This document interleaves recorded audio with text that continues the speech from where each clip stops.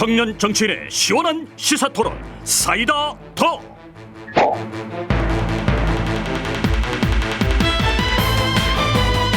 네, 청년 정치인들과 함께하는 사이다 톡 시간입니다. 돌아가면서 자기소개부터 해주실까요? 예, 정당민주주의 홍보대사 정바세 신인규입니다. 네. 네, 쓰레기센터 대표 이동학입니다. 네, 반갑습니다. 국민의힘 남양주시의회 곽관용입니다. 예, 민주당 성치훈입니다. 반갑습니다. 네, 여당 두 분, 야당 두 분, 오늘도 네 분의 청년 정치인들과 함께하겠습니다. 오늘 개인 사정으로 자리를 비우신 국민의힘 김용태 전 최고위원 대신 곽관용 남양주시일 당협위원장 함께해 주셨습니다. 오랜만에 봬요. 네, 오랜만입니다. 네. 국민의힘 혁신위원장 오늘 이 얘기가 아주 핫했습니다. 연세대 의대 인요한 교수가 임명됐는데 김기현 대표가 전권을 부여하겠다고 했습니다. 여당의 혁신 성공 가능성 어떻게 보시는지 제가 하나 둘 셋 하면 손으로 혁신 이렇게? 성공할 거라고 이렇게? 보시면 O, 아니라고 보시면 X 표시해 주시면 되겠습니다. 하나 둘 셋. 오는 한 명뿐이시고 나머지 둘. 세 분신 거죠? 오 하나, 세모 하나, X 둘. 네, 의견 들어볼게요. 자기 의견 같이 설명을 해주신다면요. 뭐 성공 가능성이 네, 성공하실 거라고 보신 보이는데, 곽관용 네. 위원장님 말씀부터 들어보겠습니다. 예, 사실 저도 여러 가지 희망 섞인 전망을 담아서 섞어서 오라고 표시했는데 조금 지켜봐야 아는 일이죠. 근데 일단은 최근에 있었던 민주당의 김은경 혁신이랑 비교를 할 수밖에 없겠습니다. 예. 사실 용두사미라는 표현에 대해서 다들 이견이 없으실 것 같은데요.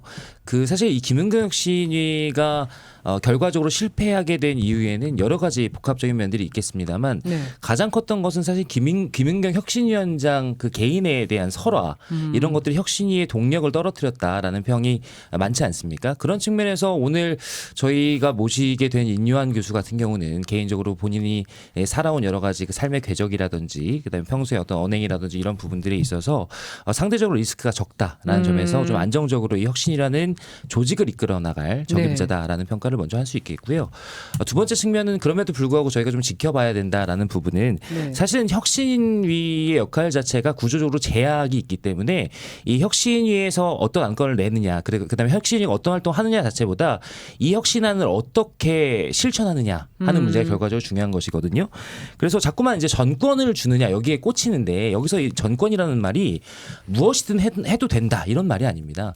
혁신의 방향과 내용을 정함에 있어서 자율성을 주겠다는 의미이지 뭐든지 해도 된다 뭐 이런 의미는 아니기 때문에 혁신위는 거기에 걸맞는 최고의 진단을 내리면 되는 것이고 차후에 이 혁신위의 진단에 대해서 당이 얼마만큼 이것을 실천하는가 이 문제가 남아 있다라는 말씀 드리고 싶습니다. 이번에 그럼 민주당으로 한번 가볼까요? 세모 표시해 주신 성치훈 전 행정관님. 일단 전 부정적으로 보지만 좀 작은 변화라도 만들어내길 기대한다, 희망한다는 의미로 세모를 드렸고요. 네. 일단 정권 얘기가 말씀하신 것처럼 정권 얘기가 나오는데 김기현 대표가 권한이 없어요. 그러니까 김기현 대표가 정권을 줘봐야 지금 잔고 없는 통장인데 지금 카드 주면서 마음껏 쓰라 이렇게 얘기한 거거든요. 그러니까 지금 인요한 교수님 모르겠죠. 근데 쓰다 보니까 승인 거부되고 백지수표인데 부도수표고 약간 이런 느낌으로 그러니까 권한이 없는 분이 정권을 위임한들 무슨 의미가 있겠습니까? 그래서 부정적으로 보는 건데 좀 그럼에도 어떤 변화라도 만들어냈으면 좋겠다고 말씀드리는 이유는 이 혁신위가 성공을 해야 됩니다. 왜냐하면은 거대 정당이 원래 이 정도 총선 정도의 선거를 앞두고는 서로 인물도 바꾸고 좀 새로운 정책도 내놓고 이러면서 혁신 경쟁을 하면서 그러면서 좀 공간을 만들어줘야 되는 거거든요. 근데 지금 양 정당이 서로 이 정도까지 못해도 되겠다 하면서 지금 못난이 싸움하고 있거든요. 그렇기 때문에 지금 어느 정도 성공을 조금이라도 했으면 좋겠다는 말씀을 드리는 거고 근데 결국 길게 볼 것도 없을 것 같아요. 그냥 첫 메시지가 어떻게 나오느냐에 그냥 승패가 갈릴 것이다. 왜냐하면은 혁신위가 왜 출범했는지를 생각해 보면 결국 강서구청장 보궐선거 대패가 원인 아닙니까? 그러면 강서구청장 대패가 원인이 무엇인가를 솔직하게 이야기할 수 있는가? 지금 사실 그 벌거숭이 임금님한테 아무도 얘기 못 하고 있거든요. 지금 옷 멋있다 이런 얘기만 하고 있지 옷 입으세요 말고 아무도 못 하고 있는데 그거에 대해서 그래도 뭐 사면권 얘기까지 못 합니다. 대통령이 고유 권한이기 때문에 근데 하지만 그래도 이번 강서구청장 패배의 원인은 국민 눈높이에 맞지 않는 공천의 실패 때문이다. 이 정도 발언만 나와도 저는 인요한 교수가 웬만큼 그래도 발언권에 있어서 자유를 얻었구나라는 메시지를 볼 수 있기 때문에 길게 볼 것도 없습니다. 그 첫 메시지만 봐도 어떤 희망을 좀 줄 수 있을까? 전 그래서 그 첫 메시지 매우 기대하면서 기다리고 있습니다. 오늘 나온 멘트가 있긴 있었어요. 마누라와 자식 빼고 다 바꿔야 된다. 그건 너무 솔직히 너무 고리타분했는데 지금 사실 너무 옛날 얘기잖아요. 이건희 네. 회장 옛날 얘기고 요즘은 황혼 이혼도 많고 요즘 참고 사는 사람들 없습니다. 그리고 요즘 애도 안 낳는 사회인데 무슨 마누라 아이 이런 얘기 자체가 좀 시대에 맞지 않지만 그래도 임영환 교수님 과거 했던 발언들 보시면 쓴소리 정치권의 쓴소리 많이 하셨거든요. 예. 그런 쓴소리만 하셔도 전 성공일 거라고 봅니다. 네. 다른 분들은요? 우선은 저는 사실 그 김기현 대표 체제가 저는 물러나야 마땅하다고 생각하고요. 그건 네. 비단 저만의 생각은 아닐 겁니다. 국민들의 보편적 상식이고요. 보궐선거에서 17% 이상의 차이로 졌는데 지도부가 사퇴하지 못한다라는 것은 김기현 대표는 사퇴할 권한조차도 없는 대표다라고 저는 봅니다. 네. 굉장히 좀 비극적인 상황인데 저는 권한이 없는 당대표가 전권을 위임한다 한들 0에서 0을 곱하면 어차피 0 아닙니까? 그러니까 줄 수 있는 권한이 없어요. 그리고 두 번째는 예를 들어 전권을 다 부여했다고 치면 네. 그럼 김기현 대표는 뭐더러 대표를 합니까? 권한이 없는데 전권을 예. 위탁해놓고 본인은 권한은 없는데 자리만 지킨다.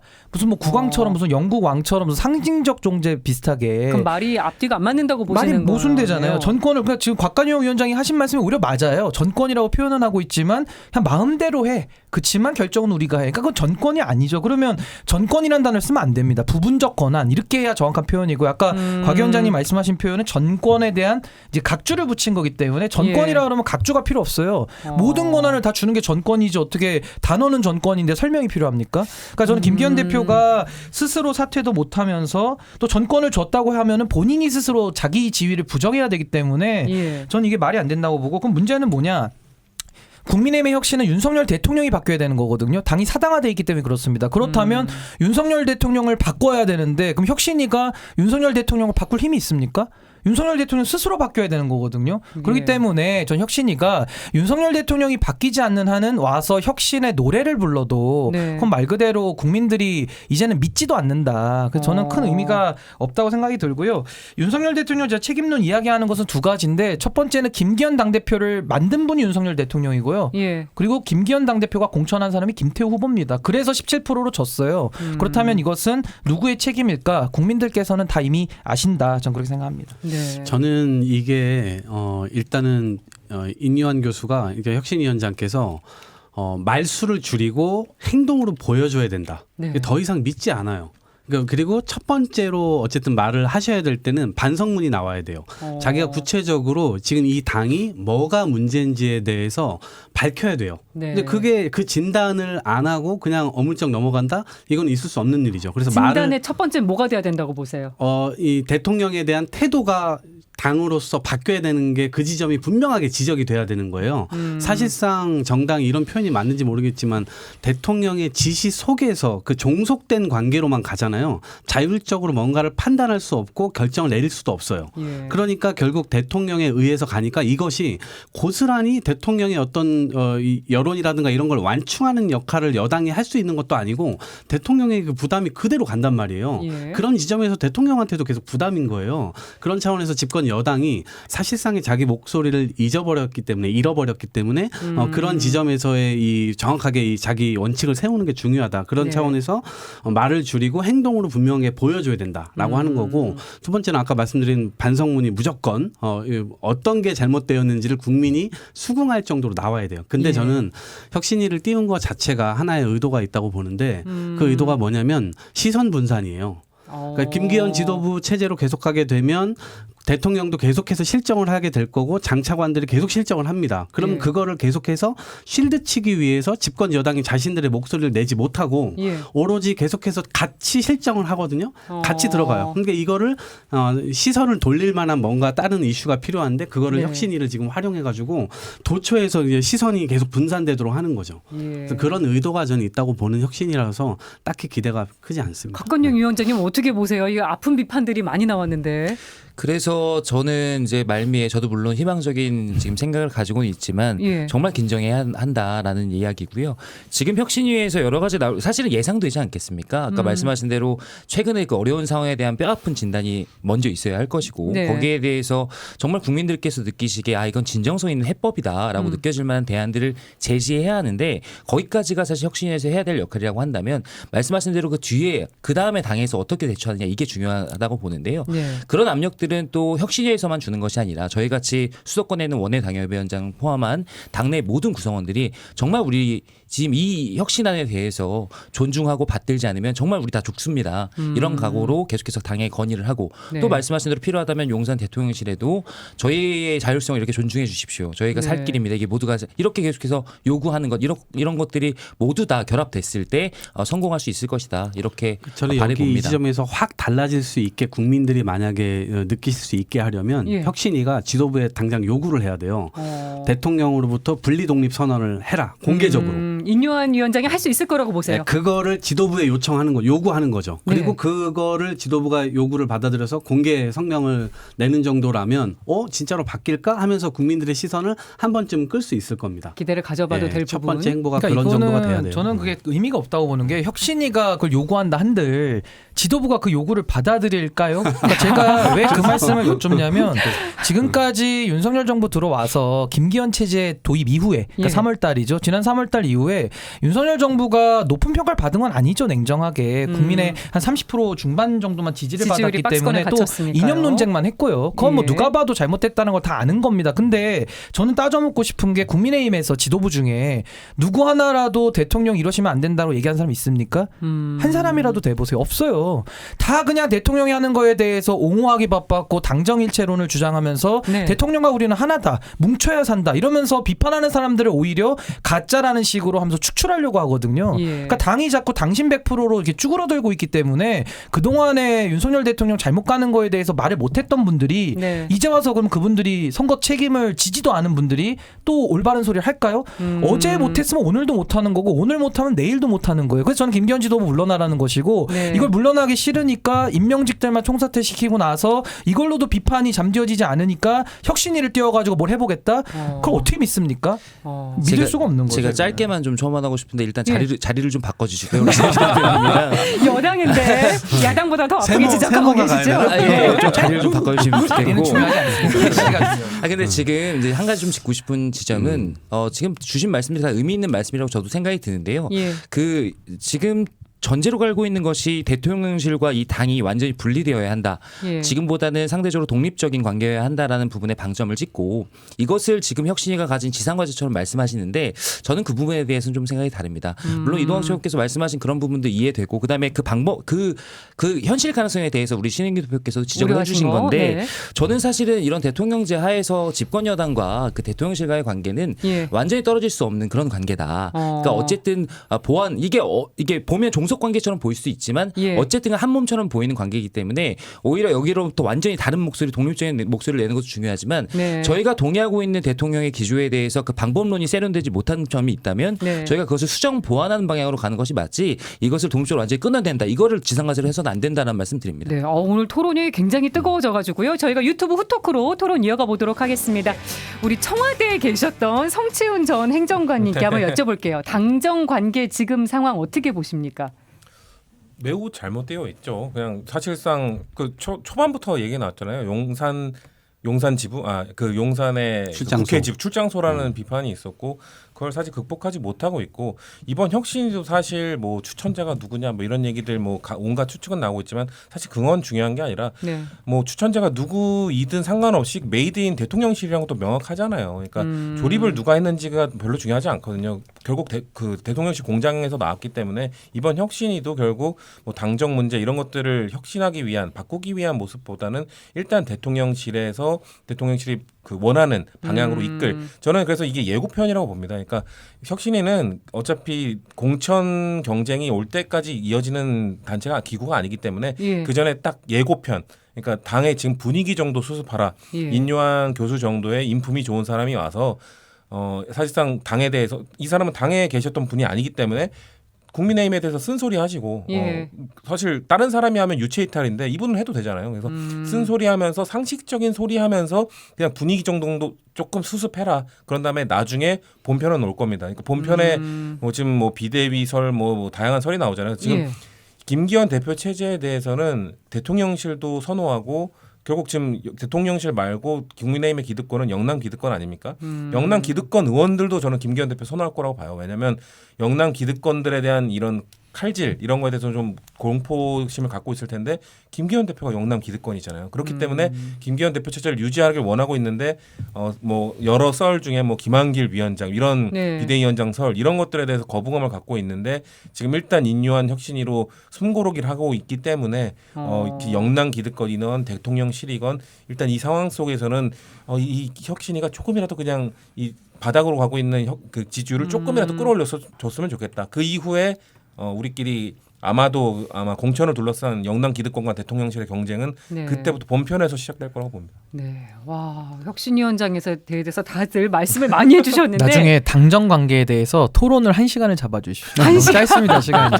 네. 바람직한 당정 관계를 원합니다. 알겠습니다. 이제 민주당 얘기로 넘어가 볼게요. 이재명 대표가 오늘 한 달여 만에 당무에 복귀를 했습니다. 첫 일성은 윤석열 정부 내각 총사퇴였습니다. 체포한 가결파 의원 징계에 대해서도 한마디 했는데 더 이상 왈가왈부하지 않길 바란다고 했거든요. 이재명 대표의 오늘 첫 일성에 담긴 메시지 어떻게 보셨는지 코멘트 들어볼게요.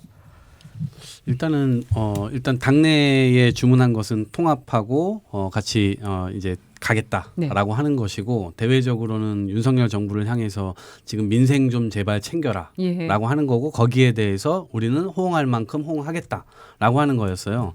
근데 이제 그 뭐 김기현 대표가 만나자고 또 제안을 하기도 했고 예. 그런데 이제 명확하게 대통령의 지시를 받는 것이 아니라 본인의 의지를 가지고 뭔가를 할 마음이 있는지 없는지에 대한 확인이 안 된 거예요. 야당 입장에서는 이거 만나도 어차피 또 굴절되고 왜곡되고 할 텐데 네. 실제로 어떤 권한을 가지고 하는 거냐 거기에 대한 진정성이나 실제로 어떤 효과적인 측면에서는 이게 미지수인 거예요. 네. 그래서 그러한 이야기를 했던 것 같고 오히려 저는 혁신위 차원에서 김기현 지도부가 책임지고 물러나라. 그리고 우리는 총선을 따로 준비해야 된다라고 하는 혁신안을 내놓는다면 예. 오히려 그것이 좀 더 현실적일 수 있다라고 보는 것이고 그게 가능할 거라고 보세요? 예, 그러니까 그걸 하지 않으면 아무리 김기현 대표가 나와가지고 계속 백날 보자고 한들 예. 실제로 야당에서 얘기하는 게 반영이 돼야 될 거 아닙니까? 네. 그러면 반영이 계속 안 되는데 그 자리를 계속 무엇하고 만납니까? 최소한 만나려면 대통령이 같이 오시거나 예. 공개적으로 뭔가 토론이 돼야 돼. 국민들 앞에서 보여져야 되는 거예요. 근데 다른 형태의 만남이나 이런 것들은 사실 적절하지도 않고 좀 시간 낭비에 불과할 것 같다라는 네. 생각입니다. 지금 보시면 물가, 유가, 환율 이거 다 올라가고 있고 실제로 물가 관리 어렵습니다. 굉장히 예. 중요한 상황이거든요. 근데 지금 역대 최고의 무능한 이 여당 지도부가 있는 것이고 역대 최고의 무능한 정부가 있는 거예요. 그래서 이 상황 속에서 야당이 할 수 있는 역할은 실제로 정부 여당 혹은 정부가 하려고 하는 일에 최대한 호응을 해야 되지만 예. 범죄자 취급하면서 만나지도 않잖아요. 아니 근데 네. 앞에서 만난 우리 변희재 미디어워치 대표 고문은 너무 메시지가 크다. 이재명 대표가 더 세분화해서 자세하게 얘기를 해야 되고 더 세게 나가야 된다고 얘기를 했거든요. 네네네. 어떻게 생각하세요? 아니 이제 그런 측면들도 있죠.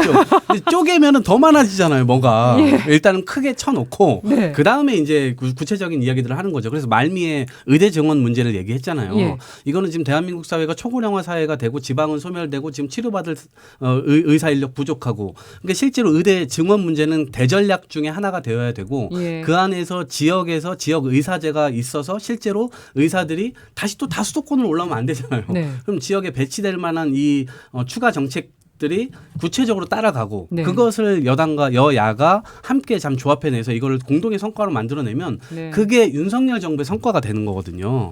근데 여전히 계속해서 이제 수사하고 검사 드러내고 지금 뭐 법카 뭐 했니 많이 또 이거 가지고 기자회견하고 네. 말과 행동이 또 다르게 나온단 말이에요. 이걸 어떻게 신뢰합니까?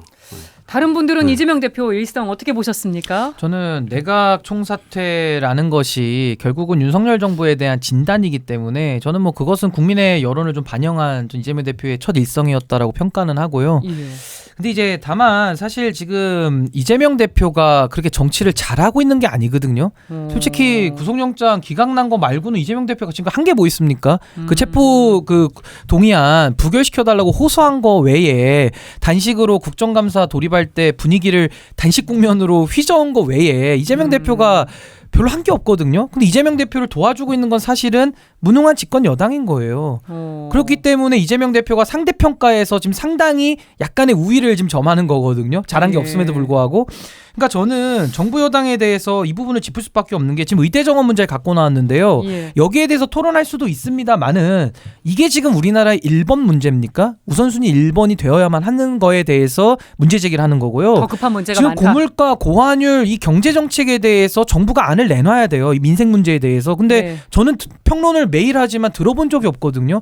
무슨 고위당정 협의를 한다고는 하지만은 내용이 나오는 게 없어요. 예. 그러면은 그거 안 한다 치면 구조개혁이라도 해야 되니까 예. 교육노동연금개혁에 대해서 안을 내놔야 야당도 반대하고 국민들도 평가를 하지 않겠습니까? 이게 실현 가능하다 아니다 네. 판단을 할 수 있는데 안이 없어요.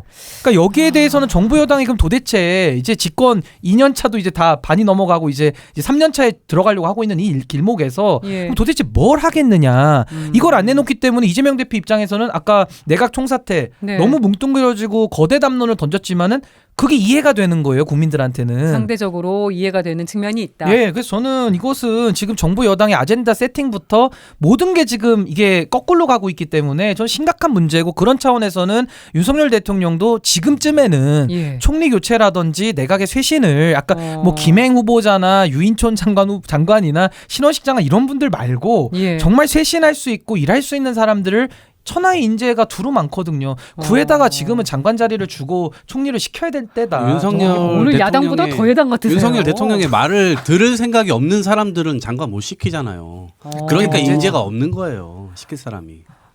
성지훈 저는 행정관님 저는 한마디 뭐 해주시죠. 우리 집 불량 얘기 좀 해야 될 것 같은데 네. 일단 이재명 대표 강서구청장 그 지원 유세 때도 통합 메시지를 냈고 예. 이번에 당무 복귀한 다음에 첫 메시지도 전 통합 이야기 하신 거 매우 적절한 조치라고 봅니다. 이 정도 예. 가이드라인 정해주셨으면 강성 친명 의원들이 이 선 넘는 발언을 또 하는 거는 좀 문제가 있다고 좀 보고요. 누그러질 거라고 보시고. 예, 그러니까 아마도 그런데 할 겁니다. 왜냐하면 이들의 목적은 당을 바로잡는 게 아니라 본인의 개인의 영달의 목적이 있거든요. 예. 그러니까 지금 이 이재명 대표가 일단 지금 분위기는 외부적 분위기가 좋지 내부적으로 그렇게 분위기 좋지는 않아요. 왜냐면은 물리적 시간이 없어요. 네. 주 2+알파로 지금 재판을 나가셔야 되는 상황이고 네. 그러면서도 외부에서는 메시지로서 문성열 정부와 싸워야 되고 그리고 당내에 지금 지금 막 부글부글 끓고 있는 그 갈등 이런 네. 것들을 또 잠재워야 되고 그러면서 그걸 위해서 지금 오늘 메시지를 던지신 건데 지금 결국 지금 그 여당발 호재가 좀 혁신이가 조금이라도 그 지지율을 견인한다든가 이런 예. 호재가 터지면 그때 갈등이 본격적으로 나올 거라고 봅니다. 그리고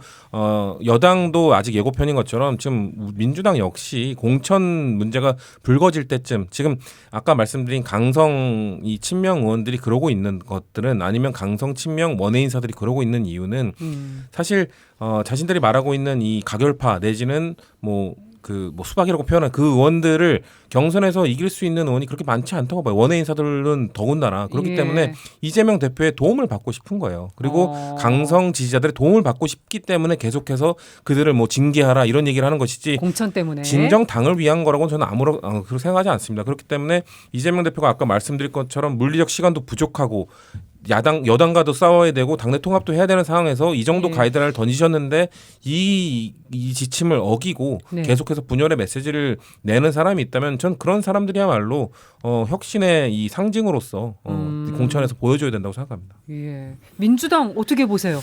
먼저 그 가결파 그냥 둬라라고 하는 이재명 대표의 메시지는 사실은 예상 가능한 것이었습니다. 그러나 실제로 그렇게 일이 갈지는 두고 봐야 될 일이다라는 말씀 드리고 싶은데요. 밑에서 부글부글 끓고 있는데 가만히 있겠습니까? 그래서 저는 일종의 역할 분담을 한 것이 아닌가. 역할 그러니까 분담. 이 이재명 대표께서는 앞에서 통합의 메시지를 내고 예. 정청래 최고위원을 비롯한 그 강성 네. 그 민주당의 그 당원들 같은 경우는 또 다른 이제 작업을 하고 이런 식의 이제 일들이 펼쳐지지 않을까라는 예상을 조심스럽게 해보고요. 예. 두 번째로 그 내각 총사퇴 발언은 한 달여 만에 복귀하신 이 대표의 말씀으로는 너무 좀 거칠고 여당 지도부를 무시하는 발언이었다라는 감상을 했습니다. 어제 김기현 대표께서 민생회담 제안하시기도 했는데 여기에 대해서 김기현 대표 허수아비 아니냐, 우리는 뭐 여야정 협의하자 뭐 이런 식으로 얘기하면서 나는 대통령급이야, 나의 체급을 과시하는 이제 그런 식의 생각으로밖에 저는 비춰지지가 않고요. 네. 그렇기 때문에 만약에 야당에서 진짜로 그 민생을 위해서 여야가 대화를 하고 협치를 하고 하는 모습을 보이고자 한다면 야당이 바라는 것도 바라는 거지만 여당에서 제시하는 여러 가지 단계적인 해법들, 네. 단계적인 어떤 그 대화의 스텝들을 어느 정도 존중해 줄 줄도 알아야 하는데 일단 너무 거칠게 밀어붙이고 그런 모습들만 보이는 것 같아서 좀 아쉽게 들었다. 앞으로 여야의 관계가 좀 풀리면서 협치를 하기 위해서는 양쪽 다 좀 톤다운을 할 필요가 있겠다라는 생각이 네. 들었습니다. 알겠습니다. 이번에는 주제를 바꿔서 윤석열 대통령이 지금 중동 순방 중인데 순방길에 오르지 못한 사람이 있습니다. 바로 자녀 학폭 논란이 일면서 사표를 낸 김승희 전 의전 비서관입니다. 대통령이 사표를 바로 수리했는데 이후에 학폭이 더 드러난 게 있다는 지금 얘기가 나와서 이 문제 어떻게 지켜보셨는지, 그러니까 즉각 사표를 수리하는 바람에 민주당에서는 책임을 물을 수 없게 됐다는 주장을 하고 있거든요. 말씀 들어볼게요. 근데 이 부분에 대해서는 이제 김승희 의전 비서관이 이제 자녀의 그 학교 폭력 문제로 이제 사표를 낸 거고요. 거기에 네. 대해서 대통령께서 이제 즉각적으로 수리를 한 것인데 지금 이 부분이 좀 더 밝혀질 부분은 저도 있다고는 봐요. 예. 그러니까 쉽게 말해서 이 학폭 사안에 대한 거는 뭐 부모로서는 어쩔 수 없다라고 하더라도 예. 그 이후에 뭐 학교폭력 대책심의위원회 열리는 거에 대해서 뭐 지연을 시킨다든지 아니면 그 수위를 정하거든요. 거기에 네. 뭐 관여를 했다라든지 뭔가 개입한 정황이 영향력을 있는지. 행사했다라든지 이런 것들이 또 밝혀지면은 그건 별개의 문제인데 그게 아니라 그러면은 사실 뭐 본인이 사표를 내고 거기에 대해서 책임을 지겠다. 뭐 예. 그거는 뭐 저는 자연스러운 수순이라고 보고요. 다만 제가 아쉬운 건 뭐냐면은 이게 국정감사장에서 김영호 의원, 민주당의 네. 김영호 의원에 의해서 지적이 되니까 4시간 만에 사표 수리까지 간 거거든요. 그러면 국정감사에서 지적이 안 됐더라면은 사표 안 썼을 거 아닙니까? 저는 대통령실은 알고 있었을 거라고 보시는 거죠. 그러니까 이것은 공직기관 비서관실에서 이것은 당연히 교육청에 통보되는 사안들이니까 아마 정보보고가 이건 갔을 걸로 보여요. 왜냐면 1급 비서관이고 네. 의전 비서관이라는 것은 대통령실에서도 가장 핵심적인 역할을 하는 대통령의 문고리 같은 역할을 하거든요. 그래서 네. 저는 당연히 공직기관 비서관실에서 이거를 만약에 체크를 또 못했다 그러면은 그것도 또 공직기관에 무능한 거다. 대해서 또 제 역할을 못하고 있다 또 이렇게 보일 수밖에 없거든요. 그래서 어찌됐든 이 문제에 대해서는 저도 좀 더 밝혀질 부분이 있다고 보이고요. 아마 사표 수리된 부분에 대해서는 좀 민주당이 그거는 뭐 또 은폐한다라고 또 공격을 하고 있는데 또 공격을 위한 공격 아닌가 또 그렇게는 보입니다. 예. 저는 이 문제가 상당히 간도 크다. 왜냐하면 이거 지금 3번째지 않습니까? 밝혀진 것만 예. 지금 그 이전에 2차례가 더 있었고 그런 사안이 어떻게 뉴스에서 소비됐고 그것이 어떻게 대통령 국정 지지율에 영향도 미쳤고 저 사회적으로 자녀의 학폭 문제가 터졌을 때 부모로서 어떻게 처신해야 되는가 네. 이 부분에 대해서 서로가 다 감각이 생겼을 겁니다. 그런데 대통령실은 지금 전혀 생기질 않은 거예요. 고위공직자인데 대통령 인접에서 근무를 하고 있는 사람이고 그러면 이게 벌써 7월 달에 했었던 문제인데 지금까지 사실 밝혀질 때까지 자기 스스로가 이거를 돌아보지 않았다는 거 아닙니까? 그러니까 아무런 네. 잘못이 없고 그냥 나는 대통령 옆에 있는 사람이니까 심지어 그 이 비서관의 부인이 자기 카톡에다가 이 일이 불거지고 나니까 이게 실제로 이제 조치가 들어가려고 하니까 카톡 프로필도 대통령하고 남편 사진으로 바꿨다는 거 아닙니까? 예. 그러니까 이런 걸 보게 되면 정말 이 사람들 너무나 간도 크고 정말 국민 위에 그냥 군림하려고 하는 거구나. 예. 어떤 세상을 만들려고 하는 거지? 대통령실에 도대체 어떤 사람들이 일을 하고 있는 거야? 당연히 이런 의문을 국민들 입장에서는 가질 수밖에 없는 거죠. 그러면 신 대표님 얘기하신 거 어떻게 생각하세요? 대통령실이 알았는데 조치를 안 했을 가능성? 그럴 수 있죠. 왜냐하면 지금 이제 학폭심의위원회부터 시작해가지고 이게 다 교육지원청에서 다 이 사안인들이 보고가 되는 사안이거든요. 그럼 이건 정보보고로 다 올라가는 사안입니다. 예. 근데 이게 만약에 올라가지 않았다 그러면 당연히 문제인 거죠. 근데 지금 대통령실은 몰랐다라고 얘기를 하고 있어요. 그게 어떻게 모를 만한 사안입니까? 그러니까 그럴 정도로 지금 눈과 귀가 다 막힌 상태로 운영되고 있다는 거예요. 네. 그러면 이거는 대통령실의 말을 믿어준다 하더라도 눈과 귀가 다 막힌 상태로 국민 얘기는 듣지도 않고 보고도 올라오지도 않고 그냥 모든 게 다 잘린 상태로 자기들만의 판단을 가지고 지금 국정을 운영하고 있다는 얘기인데 더 심각한 얘기죠. 몰랐다고 한다면. 그래서 그런 지점들은 믿어질 수도 없고 이 부분이 저는 앞으로도 또 뭐 국회 뭐 정보이든 운영이든 어디에서든 또 이게 또 밝혀져야 될 문제라고 보고 근데 저는 이러한 시점에서 이러한 어떤 진실 게임 양상 이런 게 중요한 게 아니고 어차피 강서 보궐선거에서 중간 평가적인 이 사안이 나온 거예요. 국민들의 평가가. 예. 그렇다라고 한다면 대통령실, 정부, 여당 이거는 계속해서 이런 문제들이 불거질 수밖에 없을 텐데 이 시점에서라도 끊고 갈 필요가 있다. 일신 좀 하셔라. 그런 네. 차원에서 야당 뭐 공세라고 이렇게 얘기할 게 아니라 그런 지점에서 실제로 좀 돌아볼 필요가 있다. 국민 위해서 일을 하는 정부가 필요한 것이지 국민 위에 군림하는 정부가 지금 필요한 거 아닙니다. 정부가 돌아볼 필요가 있다고 하시는데요. 전반적으로 이제 주신 말씀이 좀 뼈아프긴 하지만 좀 새겨드릴 만한 점이 있다라고 일단은 생각을 하고요. 이 김승희 의전 비서관 이 가족에 관련된 문제는 누가 봐도 부적절하죠. 그리고 이런 분이 그렇게 중요한 공직에 있다는 것에 대해서 국민들께 동의하시기도 어려울 것 같고요. 네. 그래서 이런 부분에 대해서 물론 말씀하신 대로 대통령실에서 이것을 미리 알고 선제적으로 좀 대처를 했다라면 좋았겠지만 그 부분에 대한 사실관계는 아직 밝혀지지 않았기 때문에 단정적으로 네. 이야기하는 것은 바람직하지 않을 것 같고요. 제가 좀 말씀드리고 싶은 것은 여기에 대한 야당의 좀 반응인데요. 그러니까 사표를 수리한 것 자체에 대해서도 또 비판을 하고 있거든요. 이것을 아까 신인규 대표께서 말씀하신 것처럼 공격을 위한 공격을 하고 있다 이렇게 얘기를 하는데 네. 저도 좀 비슷한 시각인 게 첫 번째는 그러면 사표를 수리하지 않았다면 즉각적으로 수리하지 않았다면 그리고 질질 이게 문제가 됐는데 질질 끄고 있었다면 그것은 그것대로 더 또 비판했을 큰 것이다. 비난을 받지 않았겠습니까? 그래서 이런 부분에 대해서는 정부가 좀 아쉽긴 하지만 네. 어쨌든 간에 빨리 즉각 조치를 한 것은 저는 어쨌든 다행스러운 일이다라고 첫 번째 어. 생각을 하고요. 두 번째는 이게 본질적으로 보면 개인적인 위세를 이용해 가지고 뭔가를 누리려고 했다 이런 의혹이 있는 거 아니겠습니까? 그렇다면 사실 이것을 해결할 수 있는 가장 본질적인 방법은 그 직위를 없애는 겁니다.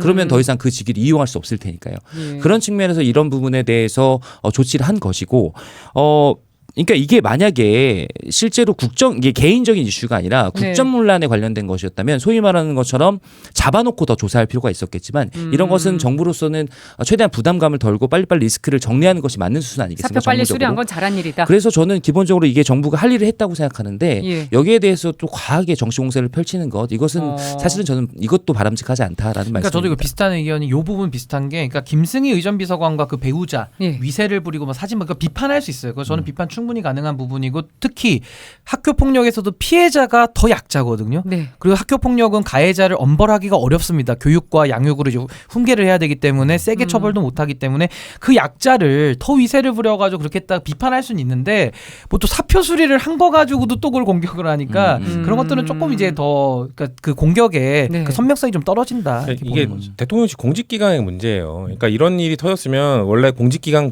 비서관실이나 민정수석실에서 이거를 사전에 이거에 대해서 조사까지 들어갔어야 됩니다. 근데 민정수석실 지금 없앴잖아요. 이런 기능을 하는 기능을 없애버렸잖아요. 그렇기 때문에 대통령실 자체 조사도 시작도 못했. 이 정도 사건이면은 이미 민정수석실에서 조사까지 들어가고도 남을 사건이기 때문에 이 민정수석실 없앤 거에 대한 후속 조치 있어야 된다고 보고요. 저는 예. 이 전체적 공직기강의 문제로 보아야 된다. 왜냐면은 저는 왜 이렇게 윤석열 대통령실이 안 돌아갈까를 임기 초부터 고민을 했었는데 이게 드러나는 거예요. 주변에 충신이 없는 겁니다. 충신이면 이런 일이 밝혀지기 전에 나가죠. 이게 나이가 모시는 분에게 부담이 되겠구나 하고 충신이면 나갑니다. 근데 주변에 간신밖에 없는 거예요. 다 간신들이라서 지금 버틸 만큼 버티다가 최대한 버틸 그 위기가 딱 한계 임계점이 넘으니까 지금 나간 거거든요. 예. 그렇기 때문에 이거에 대해서도 대통령실의 전반적인 공직기강의 문제를 바로잡아야 된다는 부분이 하나 있고 그리고 만약에 위세를 뭐 부렸거나 뭔가 그 자신의 권력을 이용해서 뭔가 했다로 이거에 대해서 진실이 밝혀지면 어떻게 이 사람을 처벌할 것인가의 네. 문제가 논의돼야 되는 겁니다. 왜냐면은 그 임성근 부장판사 사법농단의 주역이었던 임성근 부장판사가 탄핵을 당했을 때 예. 탄핵 그 선고 나기 전에 그냥 사직해 버렸거든요. 그래서 탄핵 기각 사유로 사직한 사람에 대해서는 판결을 내릴 수 없었다 이렇게 기각 사유가 나왔어요. 그래서 예. 그 이 공무원이 특히나 고위 공무원 내지는 이 정도 권력에 측근에 있었던 공무원들이 뭔가 처벌을 받을 만한 징계를 받을 만한 행위를 하고 나서 그 징계 절차가 진행되기 전에 사직해 버리는 이때 어떻게 우리 사회는 이런 사람들을 처벌할 것인가? 예. 왜냐하면 사직해 버리면 공무원으로서 전직 공무원으로서 누릴 수 있는 권한들은 다 누리거든요. 근데 공격을 위한 공격이라고 하는 건 어떻게 생각하세요? 왜냐면은 의심할 수밖에 없죠. 왜냐면은 그 윤석열 정부 출범 이후로 이렇게 빠르게 처리한 적이 한 번도 없거든요. 뭔가 터지고 나면 항상 모르는 일이다. 라고 하고 좀 시간을 끌거나 이랬었는데 너무 빠르게 처리를 하니까 당연히 알고 있었는데 대통령실도 같이 알고 있었는데 버틸 만큼 같이 버틸 만큼 버티다가 사표를 수리한 거구나. 그러면은 공격을 그리고 비판을 받아야죠. 이 정도 비판도 수용을 못할 거면서 왜 버텼습니까? 그 이전에 조사를 하고 그 이전에 처리를 했어야죠. 예. 이 사람이 측근이라는 이 사람이 실세라는 그런 갖가지 설 때문에 대통령실 안에서도 봐주기를 한 거 아닌가라는 의구심을 가질 수밖에 없는 겁니다. 네. 와, 오늘 토론이 아주 뜨거운데요. 마무리를 하려고 하는데 끝으로 한마디만 해주실 분? 뭐 더 말씀하실 게 남아 있으신 분? 이제 어쨌든 지금 대통령도 그렇고 대통령실도 그렇고 정부도 그렇고 여당도 그렇고 대한민국이 지금 절체절명의 위기 속에서 집권을 한 거예요. 네. 그렇게 해서 계속해서 야당 때리기로 이제는 연명할 수가 없습니다. 1, 2년 차를 가장 힘이 센 이 시기를 사실상 날려버린 거예요. 근데 그 시기를 자기 권력을 사용해서 실제적으로 국민들에게 뭔가 수익이 갈 수 있도록 노력을 했었다 그러면 이 1, 2년 차 굉장히 의미 있었을 겁니다. 예. 그런데 1, 2년 차 내내 그냥 지지율은 계속 바닥이고 뭔가를 할 수 없어요. 국민연금 개혁하겠다, 노동개혁하겠다, 교육개혁하겠다.